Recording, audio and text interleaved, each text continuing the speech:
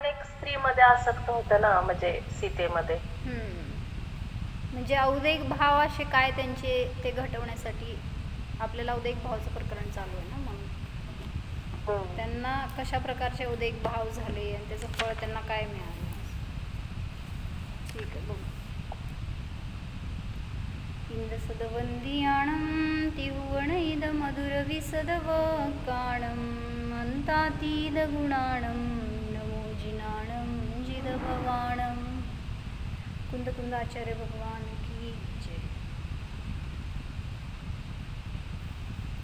पंचास्तिकामध्ये 56 नंबरची गाथा बघत होतो.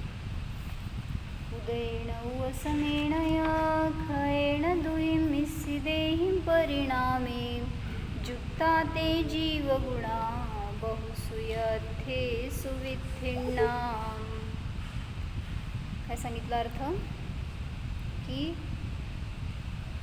उदयाने, उपशमाने, क्षयाने, क्षयोपशमाने आणि परिणामाने युक्त असे जीवाचे 5 भाव आहेत की जे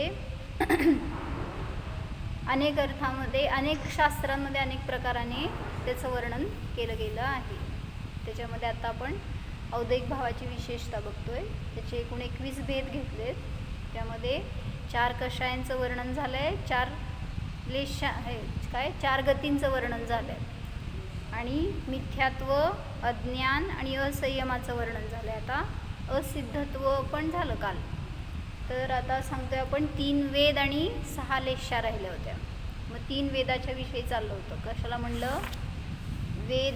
वेदरूप औद्योगिक भाव जे होतात ते कोणाच्या उदयामध्ये म्हणलं होतं?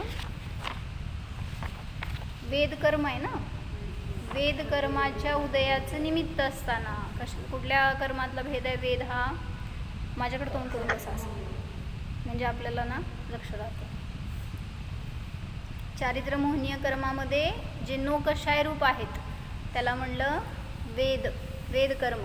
मग चारित्र्य मोहाच्या वेद नामक कर्माच्या उदयाचं निमित्त असताना वेदरूप औद्योगिक भाव होतात, ज्याच्यामध्ये की विकाराला प्राप्त होतो हा जीव आणि त्या कामाच्या वेगाने कामवर्धक सामग्रीतच रती मानतो. आणि मग त्याचे वेग काय असतात हे काल बघितलो आपण. 10 प्रकारचे वेग होते, जसं की चिंता, दर्शनाची इच्छा, पुढं दीर्घ उच्छ्वास, रती, परत मंदाग्नी असं घेतले होते आणि शेवटी मरण. शेवटचं लक्षात ठेवा, म्हणजे ते बाकीचे नाही लक्षात राहिले तरी चालतंय. जिथं कुठं वेदाची आपल्याला वेग येणार, कुठल्याही कषायाचं म्हणा, कषाय असू दे, कषाय असू दे, कुठल्याही त्या कषायांच्या कर्माच्या अधीन होणार आपण त्या उदयांच्या, तर तिथं आपल्याला नियमाने शेवटी मरण भोगावं लागणार. पुरुष वेद म्हणजे काय सांगितलं होतं? कशाला म्हणायचं? 3 प्रकारचे वेद आहेत, पुरुष वेद, स्त्रीवेद आणि नपुंसक वेद. पुरुष वेद कशाला म्हणलं? ज्याच्या उदयाचं निमित्त असताना स्त्रीशी रममाण होण्याचे परिणाम असतात, त्याला म्हणायचं पुरुष वेद. नंतर स्त्रीवेद म्हणजे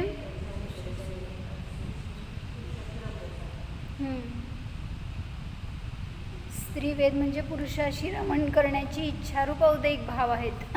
ज्या कर्माचं उदयाचं निमित्त असताना पुरुषाशी रमण करण्याची इच्छा असते, किंवा मग त्याच्यामध्ये अजून पण असे घेतले औद्योगिक भाव की डार्क कपडे घातले तरी सुद्धा स्त्रीवेदाचे आश्रव होतात, शृंगाराचे भाव केले तरी स्त्रीवेदाचे आश्रव होतात, तीव्र क्रोधादी परिणाम केले किंवा आसक्तीचे भाव केले कुठल्याही 5 इंद्रियांच्या विषयी तरी सुद्धा सांगितलं स्त्रीवेद कर्माच्या आश्रवाला ते कारण आहे. काय काय सांगितले? डार्क असे कपडे घातले. पुरुषांचे कपडे बघा की असे आपल्यासारखे फार डार्क नसतात, आणि जे घालतात ना समजून घ्या त्यांना पण अजून शृंगाराचे भाव चालू आहेत, आसक्तीचे परिणाम आहेत, तर स्त्रीवेदा रूपाने बंद होईल असे परिणाम आहेत त्यांचे. म्हणून आपण ॲटलिस्ट म्हणलं ना की मंदिरात येताना तरी असे कपडे घालावे जिथं काय म्हणायचं, परिणामावर इफेक्ट होतो त्याचा. पण जे आपले वेश असतो ना, समोरच्याचा वेश असेल किंवा आपला वेश असेल. अमोलभाई मला बोर्ड पाहिजे. तर तिथं म्हणून अशा प्रकारचे कपडे तरी ॲटलिस्ट आपण मंदिरमध्ये येताना, जिथं की आपल्याला वैराग्याचे वितरागतेचे भाव व्हायला पाहिजे, पण अशा ठिकाणी पण जर आपण अशी वेशभूषा केली तर तिथं ते आपल्या परिणामांना किंवा इतरांच्या परिणामांना सुद्धा विचलित करू शकतं. आणि काल परवा काय वाचले मी, ते ह्याच्यात आलं होतं की म्हटले मुलींनी तर मुली किंवा बायका म्हणा, त्यांनी पण जीन्स घालायची नाही आहेत मंदिरमध्ये. असा एक रूल काढला त्यांनी आता. म्हणजे काय म्हणायचं, लिगली त्याला सगळीकडे अप्लाय करा असं म्हणून. सगळ्या मंदिरांमध्ये कुठं पण स्त्रियांनी तर नाहीच, पुरुषांनी सुद्धा जीन्स घालायची नाही असं सांगितलं आहे. म्हणजे असं सांगितलं होतं एकदा सोलापूरमध्ये पण एका पंडितांनी की म्हणले जो वक्ता असेल त्याला तर नाही, शर्ट पॅन्ट घालून बसलाय मस्तपैकी असं वगैरे, तर तुम्ही त्याला असं पंडित म्हणून एक आदरार्थी ज्ञानी म्हणून असं नाही बघितलं जात, दृष्टी तशी राहत नाही. म्हणून सांगितलं त्याचा वेश सामान्य असतो, जो कोणी वक्ता असतो त्याचा, पुरुषांमध्ये म्हणते मी. तर ते धोतर घालतील किंवा काय म्हणतात पायजमा शर्ट असं घालतील. पूर्वीचे लोक टोपी फेटा घालत होते. तर ते बोर्ड ठेवायचे, पण त्यासाठी त्यांनी टेबल इकडं ठेवलं आहे. मला रोज ते टेबल उचलायचं म्हणजे परेशानी होती. जड आहे ना ते टेबल, एकटीला नाही येत उचलायला. तुम्हाला पण एकट्याला येणार नाही काका ते.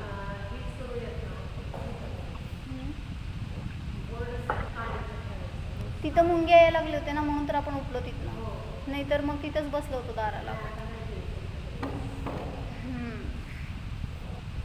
तर काय सांगत होते मी, म्हणून शृंगाराचे कपडे पण निषेध आहे नाही मंदिरात.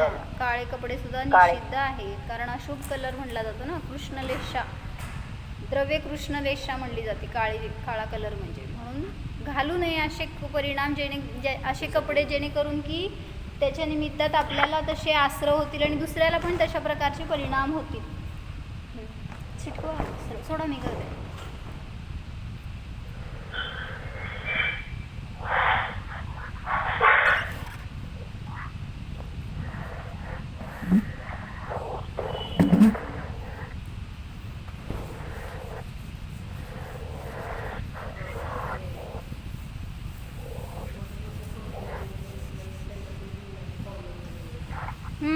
इवन शाळांमध्ये पण आता तेच केलेत ना, कोणी मुली तसले कपडे घालून येत किंवा तशा प्रकारचे कोणाचे परिणाम विचलित होऊ नयेत म्हणून ड्रेस कोड पण तसे करायलेत आजकाल. कारण कॉलेजमधल्यांना कंट्रोल करता येत नाही असे की तुम्ही कसले घालायला पाहिजेत, नाही घालायला पाहिजे. एकाला सांगितलं दुसऱ्याने घातलं असं नाही. सरळ ते जसं शाळेमध्ये त्यांनी युनिफॉर्म करत होते ना, तशा प्रकारचं युनिफॉर्मच करून टाकलं आहे म्हणूनच आता. पुढं पण केलं आहे आता त्यांनी, असं सांगायला की तेच म्हणून. तर म्हणजे आता दिसायला ना सगळे रिस्क काय काय चालू आहे, सगळं वेदाच्या निमित्तातच आहे. सगळे वेदरूप औदयिक भावच आहेत ते. जे काय हे इंटरकास्ट मॅरेज व्हायलेत, लव्ह मॅरेज व्हायलेत किंवा म्हणजे औदयिक भाव कसे वेग असतात बघा की त्या वेगामध्येच येणार सगळं. दर्शनाची इच्छा, परत विवेक राहत नाही, काय करायला पाहिजे नाही करायला पाहिजे, सगळ्यामध्ये अरती. घरातले लोक आवडू लागत नाहीत मग जेव्हा त्या बाहेरच्या जीवाशी कोणाशी आसक्ती झाली तिथं.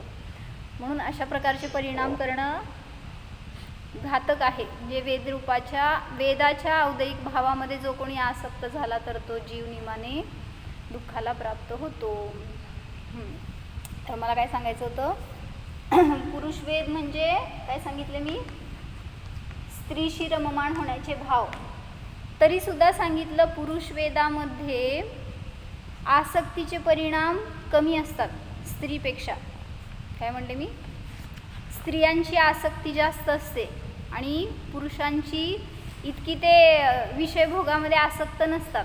एक्सेप्शन सोडा, पण जे काय पुरुष वेदी असतील त्यांचे वेदाचे औदयिक भाव कसे असतात त्याच्यासाठी उदाहरण दिलं, जसं की तृण अग्नी म्हणजे काय हो, गवताची अग्नी असती, किती वेळ जळत राहती. असं लावली अग्नी की जळलं की विझून गेली.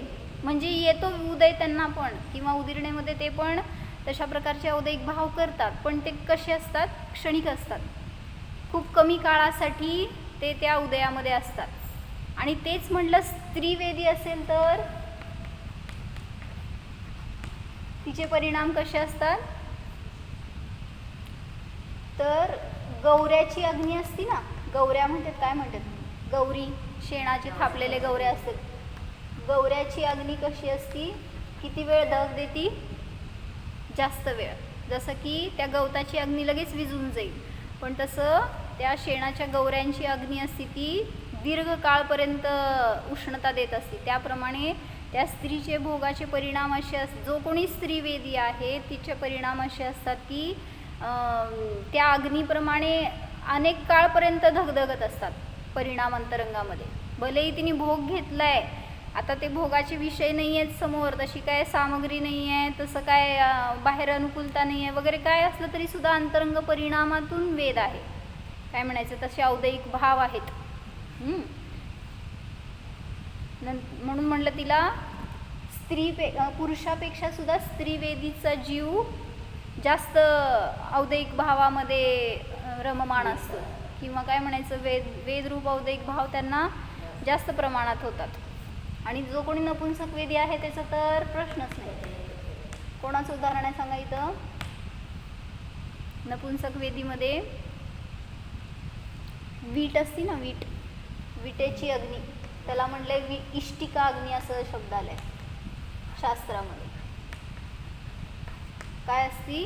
कधी वीट घेऊन शेकलाय का? कधी त्रास व्हायला लागलं म्हणून आपण, तर त्या विटेची अग्नी तर याच्यापेक्षा सुद्धा दीर्घ काळापर्यंत राहते. त्या गौऱ्यांची अग्नी तर गौऱ्या विजून गेल्या आणि जर त्याचं धग संपली त्यातली तर संपून जाईल. पण नपुंसक वेदी जीवाचे परिणाम असे असतात की जसं की त्या विटेला एकदा गरम केलात ना तर जवळपास किती 3, 4, 5 तास असं ती धग राहते त्याच्यामध्ये. म्हणजे उदाहरण सांगायचं, यांच्या कंपॅरेटिव्ह ह्या जीवांचे परिणाम दीर्घ काळपर्यंत त्याच परिणामांना भोगत राहतो, किंवा त्याच उदयरूपाने त्याचे परिणाम सतत चालू असतात. म्हणून भोग असू देत नसू देत, भोगत असू देत किंवा भोग मिळणार नसतील तरीसुद्धा सांगितलं तो जीव सतत परिणामांनी त्याच विषयांना भोगत राहतो, परिणामातूनच. म्हणून नपुंसक वेदीची काय व्याख्या करायची? पुरुष वेदीची केली काय? स्त्रीमध्ये आसक्तीचे परिणाम असणं, स्त्रीवेदीची पुरुषाशी रममाण होण्याचे परिणाम असणं, नपुंसक वेदीची स्त्री आणि पुरुष दोघांशी रमण्याची इच्छा ज्याला असते असे तो नपुंसक वेदी. आपली कशाची चर्चा चालली आहे? भाववेदाची बरं का, कारण औदयिक भाव हे द्रव्यवेदाशी नाही म्हणायचे. हां, ते गोमटसारमध्ये त्यांनी एक घेतले, ते पण मी प्रकरण घेतलं इथं. काय सांगितलं त्याच्यामध्ये? गोमटसारच्या 271 गाथेमध्ये त्यांनी सांगितलं आहे की चारित्र मोहरूप स्त्रीवेद, पुरुषवेद आणि नपुंसक वेद नामक कर्माच्या उदयाचं निमित्त असताना, तसेच निर्माण नाम कर्मयुक्त अंगोपांग नाम कर्म विशेषाच्या उदयाचं निमित्त असताना द्रव्यवेद प्राप्त होतो. दोन्हीकडे लावायचं, द्रव्यवेद आणि भाववेद. काय म्हणले? एक कुठलं? हे नामकर्म, हे वेद काय म्हणायचं? चारित्र मोहाचं उदय तर आहेच, ह्याच्याबरोबर कोणाचं सांगितलं?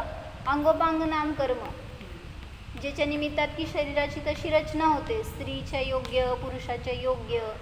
तर अंगोपांग नाम कर्माच्या उदयाचं निमित्त असताना द्रव्यवेद प्राप्त होतो.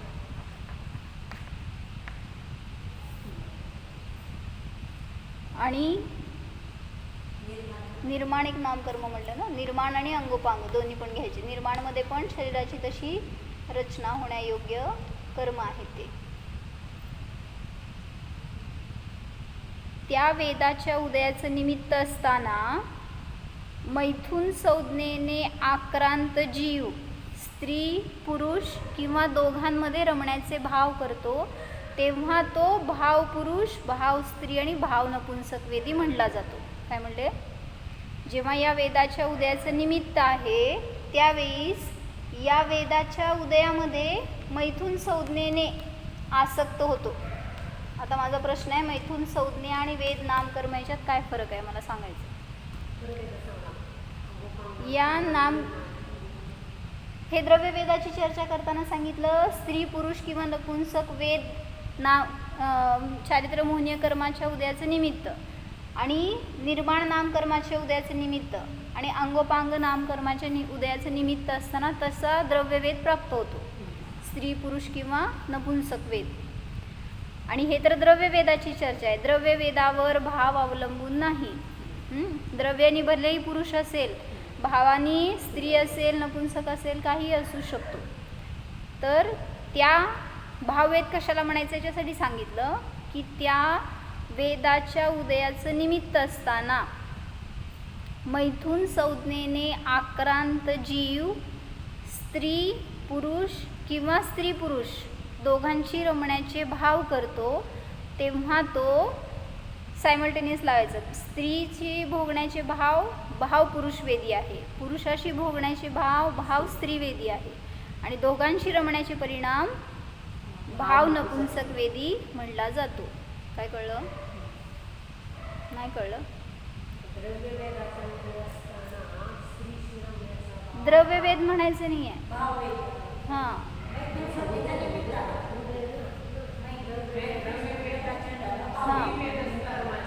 भाव कधी करतोय तो? वेद कर्माचं उदय आहे, पण अंतरंगामध्ये मैथुन संज्ञेने आक्रांत आहे तो जीव, आणि मग परिणामातून भोगण्याचे भाव करतोय. स्त्रीला भोगण्याचे भाव असतील तर पुरुषवेदी आहे, पुरुषाला भोगण्याचे भाव असतील तर स्त्रीवेदी आहे, आणि दोघांना भोगण्याचे भाव असतील तर तो नपुंसकवेदी आहे.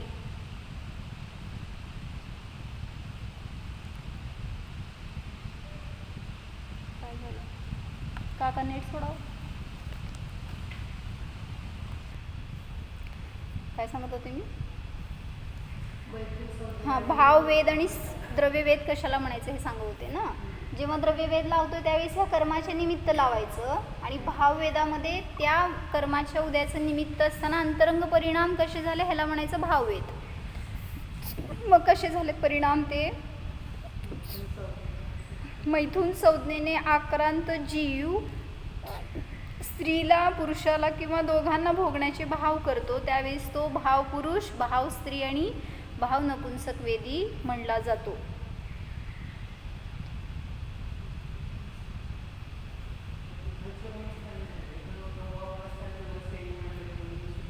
उपचाराने वेदाचा उदय आहे तिथं, कार्य नाही आहे. कार्य नाही आहे तिथं, पण वेदाचा उदय आहे तोपर्यंत म्हणलं जाणार ते आहे म्हणून. नो कषाय रूप वेद कर्माच्या वेद प्रकृतीच्या उदीर्णा व उदयाचं निमित्त असताना आत्म्याच्या परिणामात संमोह अर्थात रागद्वेष रूप चित्त विक्षेप होतो. काय सांगायचं आहे? म्हणजे वेद प्रकृतीचा उदय चालू आहे त्यावेळेस तिथं काय काय कार्य चालू आहे आणि जीवाचे परिणाम कसे होतात हे सांगायला लागलं. नो कषाय रूप वेद प्रकृती आहे, बरोबर काका? चारित्र मोहनीयाचे भेद आहेत त्याच्यात, कषाय आणि नो कषाय भेद करतो.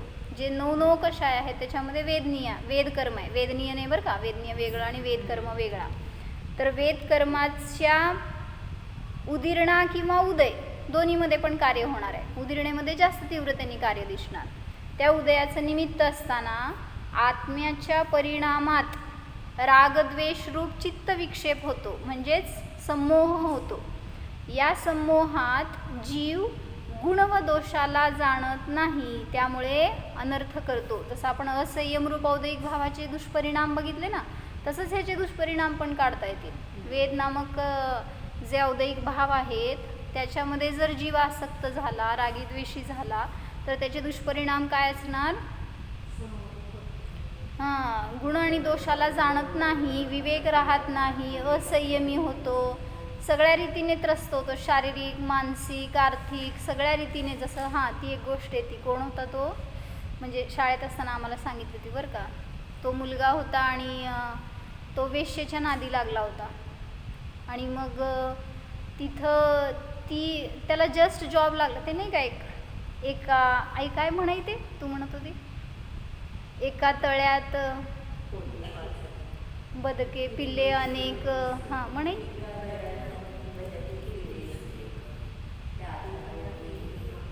एक कुरूप वेगळे, पिल्लू कुरूप वेगळे असं काहीतरी.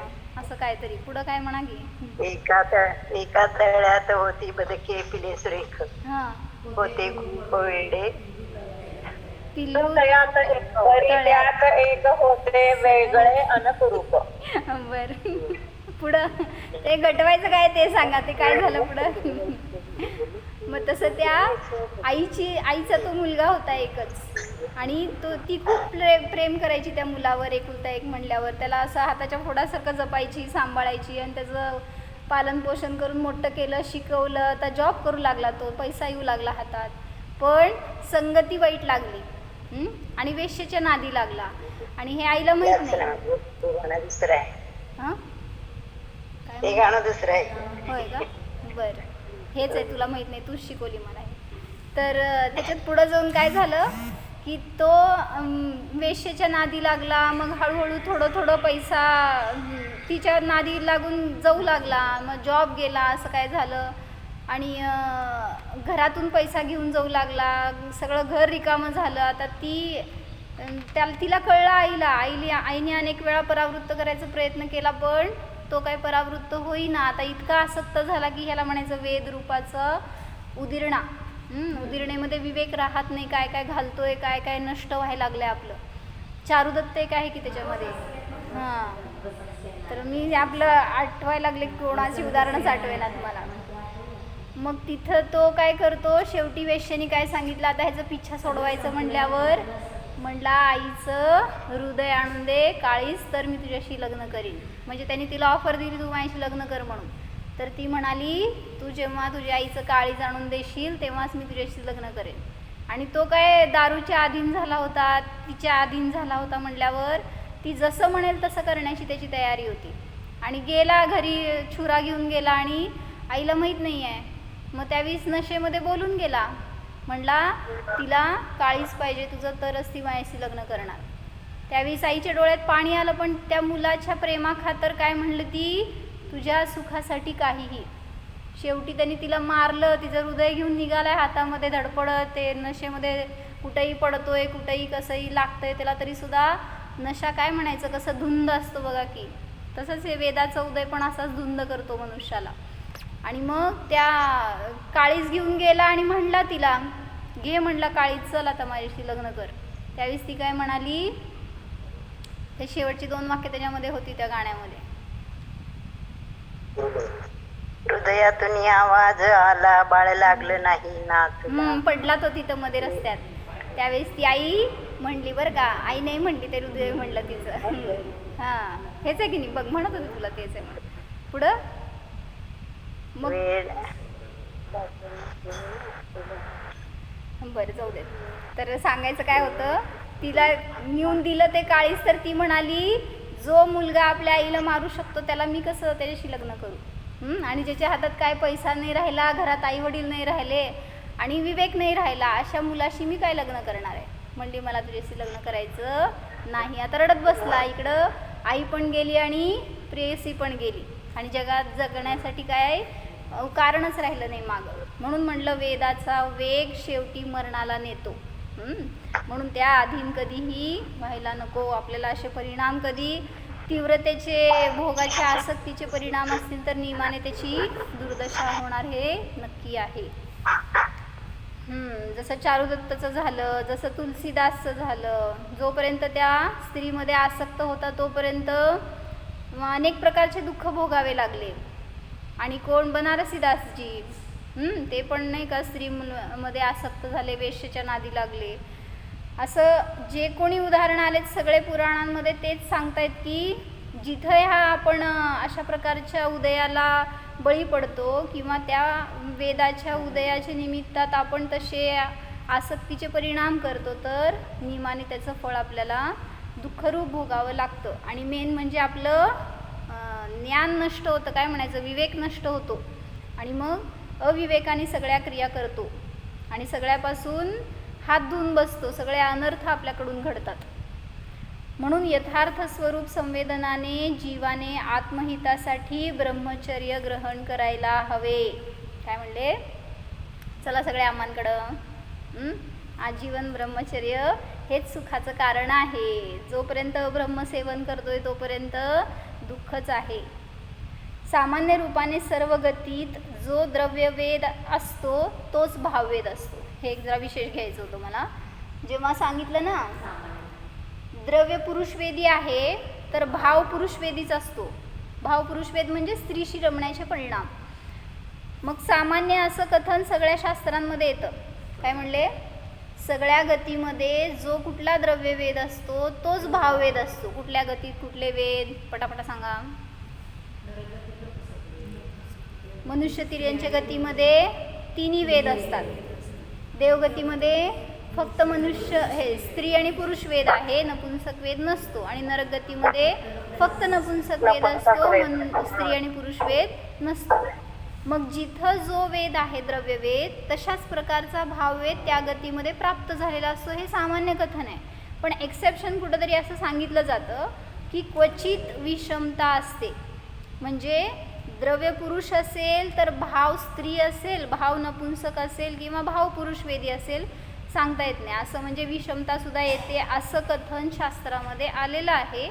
पण हे रेअरली सांगितलं असं की नाहीतर मग जो वेद जन्मल्यापासून त्याला आहे तोच वेद मरणापर्यंत राहतो असं सांगितलं जातं. जसं तुम्ही बहिरंगात द्रव्य स्त्रीवेदी आहे, पण भाव नपुंसक वेदी असाल तर जोपर्यंत हे जीवन संपत नाही तोपर्यंत भाव नपुंसक वेद आहे.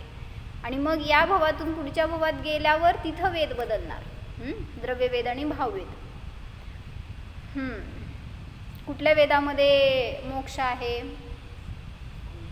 नीट विचार करून उत्तर द्या. कुठल्या वेदवाला मोक्षाला जातो? वेदामध्ये मोक्ष. वेदाचा अभाव हो. म्हणून त्यांनी एक ठिकाणी असं वाक्य दिलं होतं की नपुंसक वेदी मोक्षाला जात नाही. हे वाक्य बरोबर आहे का चुकीचं आहे? बरोबर आहे. मग नपुंसक वेदी जातच नाही की स्त्रीवेदी पण जात नाही आणि पुरुषवेदी पण जात नाही, अवेदी जात. मग ते असं वाक्य मी असं वाक्य वाचलं हो, म्हणलं मी पण प्रश्नात पडला मला असं का लिहिलं नपुंसक वेदी पण जातोय की मोक्षाला, पण तिथं पुढं लिहिलं की पुरुषवेदी पण जात नाही आणि स्त्रीवेदी पण जात नाही. मग खुलासा झाला की अवेदी जातो, वेदवाला जात नाही. कारण 9व्या गुणस्थानात वेदाचा अभाव झाला आणि त्याच्यानंतरच तिथं तो केवल ज्ञानी होऊन अवेदी असलेला जीव मोक्षाला जातोय. त्यामुळे कुठल्याही वेदामध्ये मोक्ष नाही. म्हणजेच वेद हे आपल्या सुखाचं कारण नाही, वेद हे मोक्षाचं कारण नाही. निर्वेद अवेद स्वरूप आहे. तेच त्यांनी तसं म्हटलं ना, सर्व गतीत जो द्रव्यवेद असतो तोच भाववेद असतो, पण क्वचित असं कुठंतरी दिसून येतं असं सांगितलं. असं काही तिथं त्याने घेतलं गती वगैरे. पण द्रव्य पुरुष असेल तर कदाचित भाव स्त्री, भाव पुरुष किंवा भाव नपुंसक असू शकतो, किंवा सगळं पलटून समजून घ्या, विषमता असू शकते. तर माझा प्रश्न काय होता? मैथुन संज्ञा आणि वेद कर्म ह्याच्यामध्ये काय फरक घ्यायचा?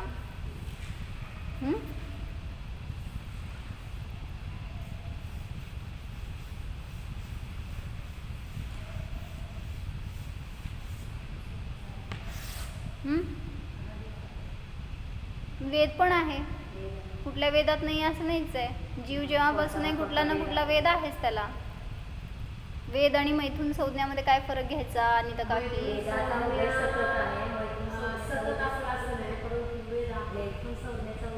संज्ञा 4 संज्ञा सतत आहेत. कधी संज्ञाच्या अतीत झाला? कुठं श्रेणी आरूढ झाल्यावर तिथे एक एक संज्ञा जात आहेत. तशाच प्रकाराने जसं की वेद जातोय तसंच एक एक संज्ञा जात आहेत.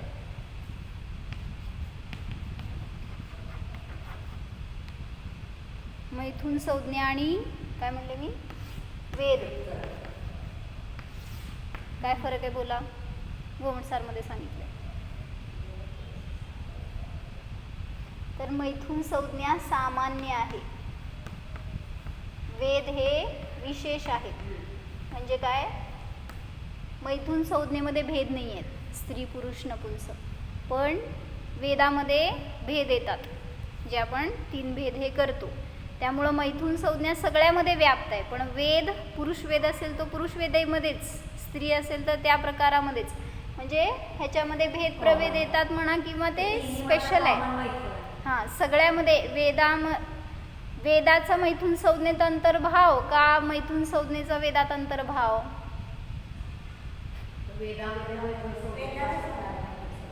हां, तर काय सांगते? म्हणजे मैथुन संज्ञा सगळ्यांना आहे हे सांगायचं आहे. त्यामुळं कुठलाही वेदी असू दे त्याच्याजवळ मैथुन संज्ञा आहे. पण मैथुन संज्ञावाल्याकडं हाच वेद असतो असं नाही, सगळे वेद त्याच्याकडं आहेत. मग त्यांनी विचारलं, जेव्हा इथं कथन केले त्या गोमटसारमध्ये सगळे प्ररूपणा सांगितल्यात ना, तर त्याच्यामध्ये त्यांनी विचारलं की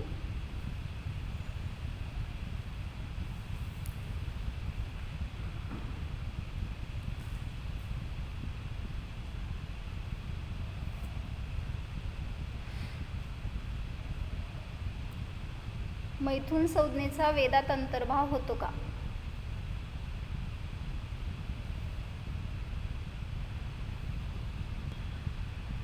तर उत्तर दिले त्यांनी, होत नाही. कारण मैथुन संज्ञा 3 वेदामध्ये सामान्य रूपाने व्याप्त असते आणि वेद आहे तो विशेष उदय स्वरूप असतो. त्यामुळं मैथुन संज्ञाला व्यापक म्हणा आणि वेद हे व्याप्य आहे. म्हणजे सगळ्यामध्ये व्यापक आहे मैथुन संज्ञा, सगळ्या वेदांमध्ये. आणि वेद आहेत ते व्याप्य आहेत. मैथुन संज्ञामध्ये कोणी स्त्रीवेदी असेल, कोणी पुरुषवेदी असेल, कोणी नपुंसकवेदी असेल. म्हणून दोन्हीमध्ये थोडासा फरक केला आहे.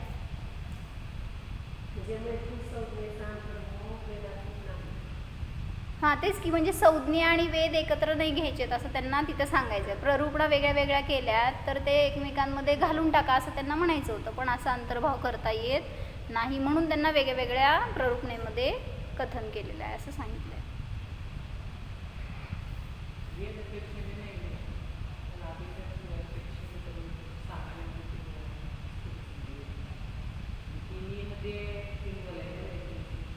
म्हणूनच तर मग याला म्हटलं की हे अभेद आहे म्हणा आणि ह्याच्यामध्ये भेद आहे वेदामध्ये, त्यालाच म्हटलं विशेष आणि हे सामान्य आहे.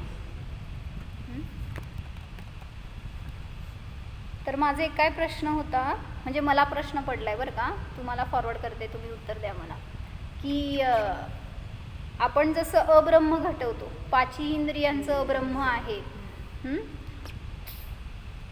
तर वेद कर्माच्या निमित्तामध्ये आपण फक्त हे स्त्री पुरुष आणि नपुंसक वेद असे भेद करतोय आणि त्यांच्याशी रमण्याचे परिणाम दाखवतोय. म्हणजे स्पर्शनेंद्रियाची आसक्तीवाला हा भेद आहे, अब्रह्म आहे. मग बाकीचे 4 इंद्रियांचं इन्व्हॉल्वमेंट कसं करायचं का वेदाच्या निमित्तात त्या पण इंद्रियांचं सेवन आहे का असं मला म्हणायचं होतं. 5 इंद्रियांची आसक्ती म्हणजे अब्रह्म आहे हे सांगतो आपण, मग ते वेद कर्माच्या उद्याचं निमित्त असताना होतं का असं माझा एक काल प्रश्न आला सहज सांगताना. अजून मी त्याच्यावर नाही काय चिंतन केलं किंवा मामांशी विचारून बोलून सांगेन काय आहे त्याचं उत्तर. तुम्हाला आलं तर तुम्ही सांगा. त्याच्यावर एक गोष्ट होती आहे वेगळी आलेली, पण आता वेळ नाही आहे, नंतर सांगते. फक्त एक इम्पॉर्टंट काय सांगायचं होतं अजून, की तुम्हाला प्रश्न उद्यासाठी मला उत्तर द्या. समूर्छन मनुष्य असतात माहीत आहे, समूर्छन जीव म्हणा जाऊ देत, तर समूर्छन जीवांमध्ये किती वेद असतात, संज्ञी जीवांमध्ये किती भेद असतात आणि असंज्ञी जीवांमध्ये ह्या वेदाचे किती भेद असतात. प्रश्न लिहा. समूर्छन कोणी असतील ते मनुष्य तिर्यंच म्हणा. समूर्छन जीवांमध्ये 3 वेदापैकी किती वेद असतात किंवा संज्ञींमध्ये किती भेद असतात, मनुष्य तिर्यंच देव नारकी सगळ्यांमध्ये, आणि असंज्ञींमध्ये किती भेद असतात.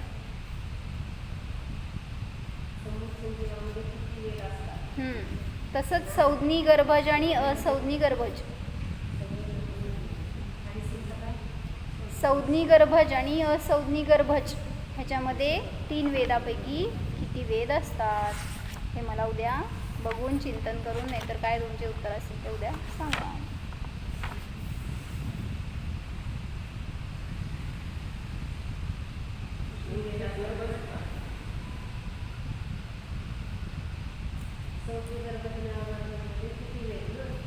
गर्भज आणि समूर्छन असतात, अगर्भज नाही, असंज्ञी.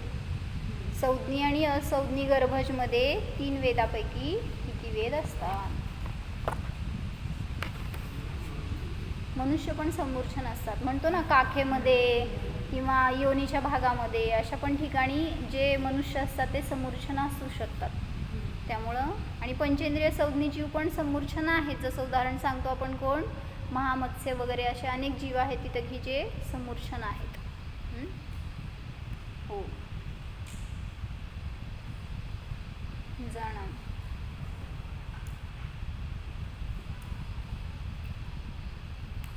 अनुभवा मी स्त्री नाही, मी पुरुष नाही. या वेदकर्माच्या अतीत, वेदभावाच्या अतीत, भाववेदाच्या अतीत मी आहे. निर्वेद स्वरूप आहे, निरासक्त स्वरूप आहे. मात्र आत्म्याचाच भोग घेणारा आहे.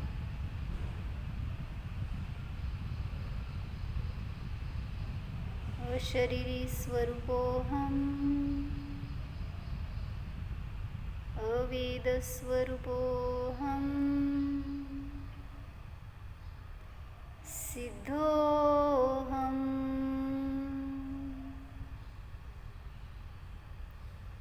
ओम